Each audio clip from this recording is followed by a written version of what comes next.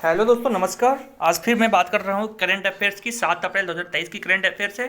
Full पत्ती वाली class की करंट अफेयर्स है। तो आइए बात करते हैं। सबसे पहला क्वेश्चन, प्रतिवर्ष विकास और शांति के लिए अंतर्राष्ट्रीय खेल दिवस कब मनाया जाता है? तो 6 अप्रैल को मनाया जाता है। ध्यान रहे इसकी शुरुआत 2014 में हुई थी। इसका थीम है scoring for people and planet. 6 अप्रैल 1896 में एथेंस में पहला ओलंपिक हुआ था।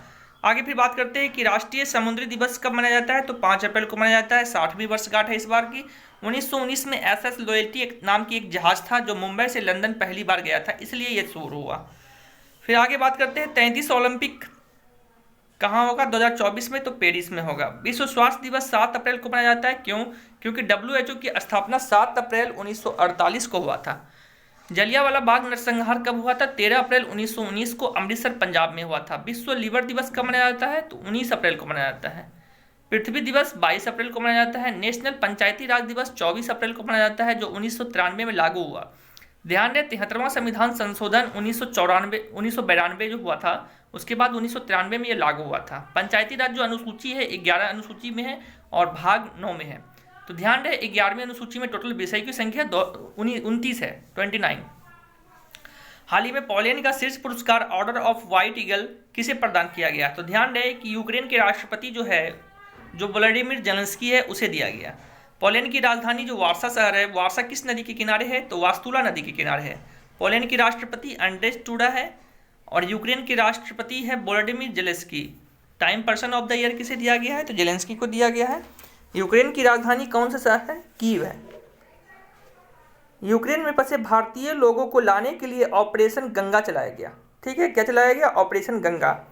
केरल का सर्वोच्च नागरिक सम्मान है एम.टी. वासुदेवन। केरल का सर्वोच्च नागरिक सम्मान है एम.टी. वासुदेवन। एबल अवार्ड 2023, जिसे गणित का नोबेल पुरस्कार कहा जाता है, लुइस कैफेडले को दिया गया। अर्जेंटीना के निवासी है। एबेल अवार्ड किसे दिया गया 2023 में? लुइस कैफेडले को, अर्जेंटीना के निवासी है। तुर्की में भूकंप में भारतीय सेना द्वारा ऑपरेशन दोस्त चलाया गया। तुर्की में भूकंप में भारतीय सेना द्वारा ऑपरेशन दोस्त चलाया गया। सरस्वती सम्मान 2022 शिव शंकरी को मिला है तमिल भाषा के लिए, सूर्यवंशम के लिए। व्यास सम्मान 2022 पागल खाना उपन्यास के लिए दिया गया। आगे फिर क्वेश्चंस बात करेंगे 3 नंबर प्रश्न के ऊपर। वित्त वर्ष 2022-23 में सर्वाधिक जीआई टैग वाला कौन सा राज्य है? तो ध्यान रहे कि इसका उत्तर तो केरल हो जाएगा। और क्या होता है जीआई टैग के बारे में हम बात करते हैं। जीआई टैग अधिनियम 1999 का है, एक्ट है 1999 का। यह 2003 में लागू हुआ था, लेकिन 2004 में प्रथम बार दार्जिलिंग की चाय को जीआई टैग दिया गया। ध्यान है जीआई टैग 10 वर्षों के लिए दिया जाता है। 2022-23 में टोटल 12 उत्पादों को जीआई टैग दिया गया। केरल के कुछ जीआई टैग है जो नाम इन पर लिखा हुआ है, जैसे अट्टपाडी आटुकम्बावाड़ा है, अट्टपाडी थुवाड़ा है, ओंटुकरा एलू है, कायंगलूर वट्टावाड़ा वेलुई है, कोंडुगल्ला पोत्तु वेल्लारी है। ठीक है, ये सब नाम है जो आपको याद होना चाहिए। लीजिए, इसका स्क्रीनशॉट आप ले लीजिए। ये सब केरल के कुछ है।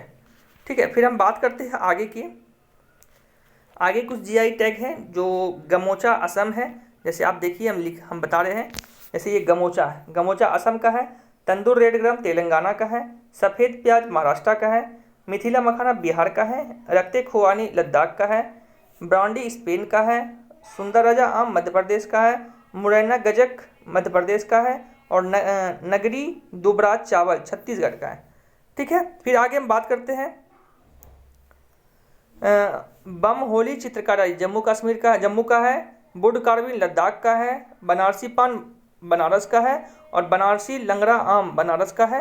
मिर्चा चावल पश्चिम चंपारण बिहार का है। ठीक है दोस्तों, फिर हम आगे बात करते हैं कि हाल ही में मेडलिबोन क्रिकेट क्लब ने किस भारतीय क्रिकेटर को आजीवन मानद सदस्यता प्रदान किया है? तो ये ध्यान दीजिएगा, मेडलिबोन क्रिकेट क्लब जो है ये लॉर्ड्स इंग्लैंड में पड़ता है। ठीक है, 1787 का ये है और इसे क्रिकेट का मक्का कहा जाता है। ये सब इंपॉर्टेंट क्वेश्चन है दोस्तों, हर एक एग्जाम में आते हैं। कोई भी एग्जाम आप, जैसे बिहार दरोगा, बिहार एसएससी की कोई भी एग्जाम, सीजीएल सीएचएसएल एमटीएस या रेलवे के कोई भी एग्जाम या सेना के कोई भी एग्जाम, जैसे अग्निवीर की एग्जाम स्टार्ट होने वाले हैं, तो अग्निवीर के लिए भी ये current affairs static GK important है। ठीक है, आगे फिर हम बात करते हैं और एसएससी जीडी के लिए इंपॉर्टेंट क्वेश्चन है, आप ध्यान दीजिए। एसएससी की किसी भी एग्जाम के लिए तो हम बात करते हैं फिर इसके बाद कि जैसे आउट के कुछ नियम होते हैं, वो मेरीलिबन क्रिकेट क्लब की तरफ से है। इसने ही तय किया था कि 22 गज का क्रिकेट पिच होना चाहिए।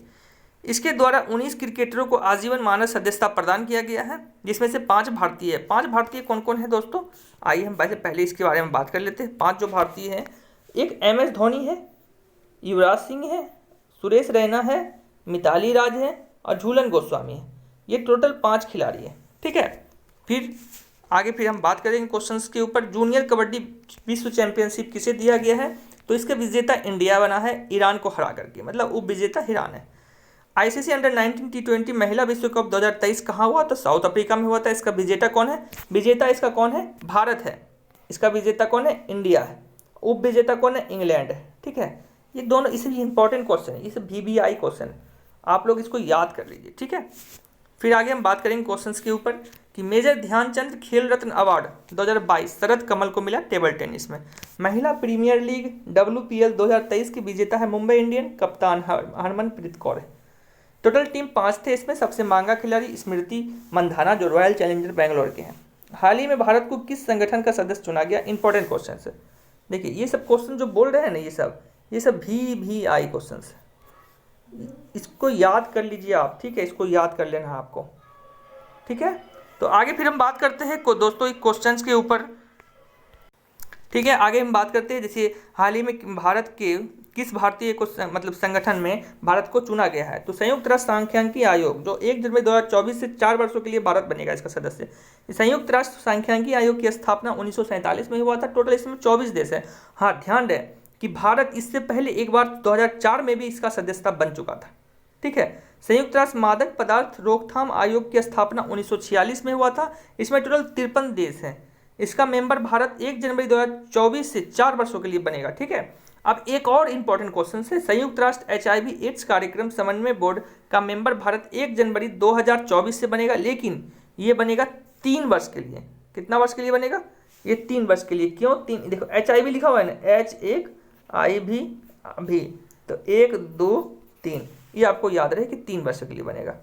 फिर आगे बात करते हैं संयुक्त राष्ट्र संघ जो है, ये इंपॉर्टेंट क्वेश्चन है। संयुक्त राष्ट्र संघ की स्थापना 24 अक्टूबर 1945 को हुआ था। इसका मुख्यालय कहाँ पे, न्यूयॉर्क में है। इसमें टोटल देश है 193 कंट्री इसमें, ठीक है। इसके टोटल 6 अंग है। संयुक्त राष्ट्र संघ के वर्तमान महासचिव है एंटोनियो गुटरेस, ये एंटोनियो गुटरेस है। संयुक्त राष्ट्र संघ में भारत की वर्तमान अस्थायी प्रतिनिधि कौन, रुचिरा कंबोज है। संयुक्त राष्ट्र महासभा के वर्तमान अध्यक्ष कौन है, शोभा कुरैशी जो हंगरी के 77वें सत्र के अध्यक्ष हैं। हाल ही में संयुक्त राष्ट्र सुरक्षा परिषद के अध्यक्ष किसे चुना गया है, रूस को चुना गया है अप्रैल माह के लिए। संयुक्त राष्ट्र सुरक्षा परिषद जैसे United nation security council total 15 member है, 5 अस्थायी है और 10 अस्थायी है। अस्थायी का कार्यकाल 2 वर्षों का कार्यकाल होता है, अस्थायी सदस्य 5 है जिसके पास वीटो पावर मौजूद होता है, जैसे USA, UK मतलब यूनाइटेड किंगडम, फ्रांस, चाइना और रसिया।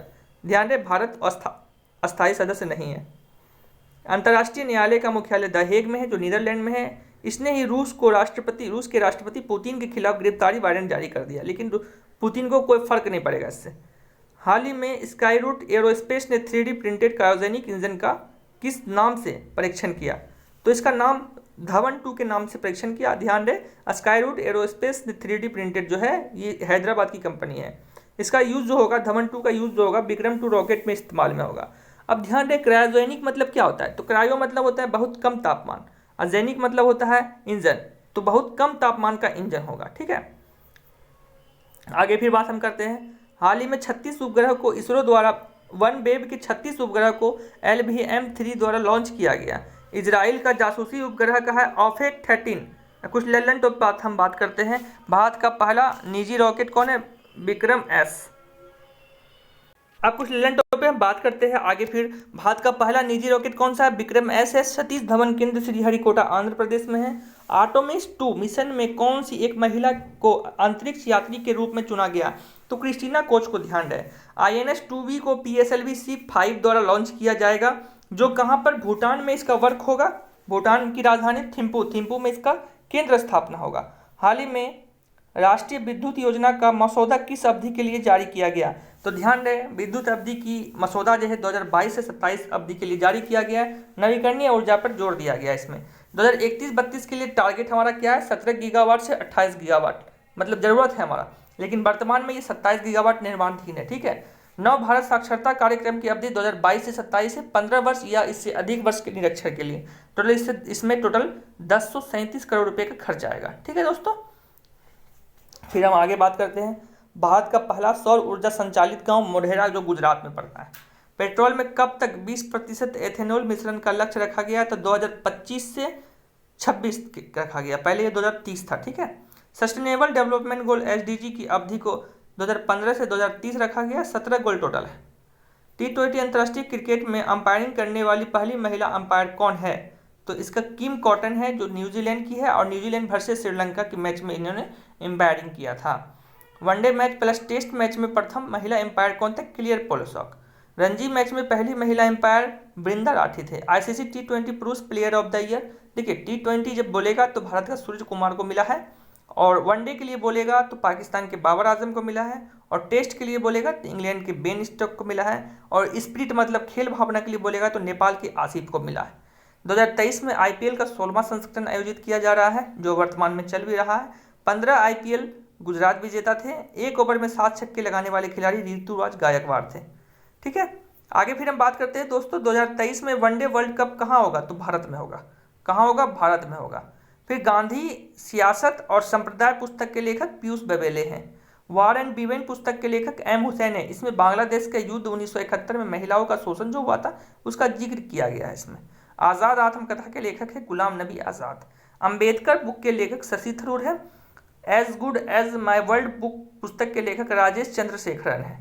मुंडिको उपनिषद डॉक्टर कर्ण सिंह की पुस्तक है। विक्ट्री सिटी पुस्तक सलमान रुश्दी की है। ध्यान दें, बांदीपुर टाइगर रिजर्व ने प्रोजेक्ट टाइगर के तहत 50 वर्ष पूरे कर लिए, बहुत ही अच्छी बात है। हाल ही में नाडा ने सकारात्मक डोप टेस्ट के कारण किस खिलाड़ी पर 4 वर्षों का बैन लगा दिया? तो ध्यान दें कि वेटलिफ्टर है संजीता चानू।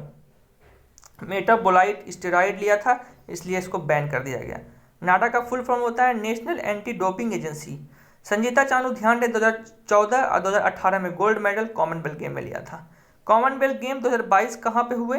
बर्मिंघम इंग्लैंड में 22वां क्रम के थे। वाडा का फुल फॉर्म है वर्ल्ड एंटी डोपिंग एजेंसी, जिसका हेडक्वार्टर मॉन्ट्रियल कनाडा में है। कॉमनवेल्थ गेम 2022 में भारत पदक तालिका में कौन से स्थान पे था? तो चौथा स्थान पे था। ये सब क्वेश्चन VVI है, ये क्वेश्चन एग्जाम में पूछते हैं। ठीक है। खासकर SSC के एग्जाम में बहुत ज़्यादा पूछता है। ठीक है।